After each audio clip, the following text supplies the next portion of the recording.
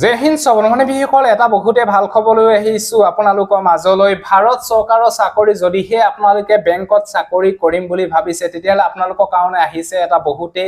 ভাল খবৰ IBPS ৰ ফালৰ পৰা পুনৰ 9000ৰো অধিক পদ মুকলি কৰা হ'ব বেংকিং পাৰ্সনেল সিলেকশনৰ বাবে পাই 9000ৰো অধিক পদ মুকলি কৰা হ'ব গেট 1 2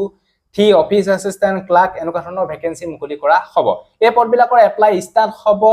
7 জুন 2024 ৰ পৰা অলগতে পদবিলাকৰ কাৰণে ইতিমধ্যে শৰ্ট নোটিফিকেশন আহি গৈছে ফুল নোটিফিকেশন কাইলে আহিব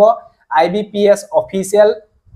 ওয়েবসাইটত আৰু কাইলে সকলোবিলাকৰ তথ্য মই আপোনালোকক জনাম আৰু এই পদবিলাকৰ কাৰণে ভালকে যদি তৈয়াৰী কৰিম বুলি ভাবিছে ৰিটেন এক্সামৰ বাবে তেতিয়ালে আপোনালোকৰ কাৰণে এখন বেষ্ট বুক লৈ আহিছো এখন নাম হৈছে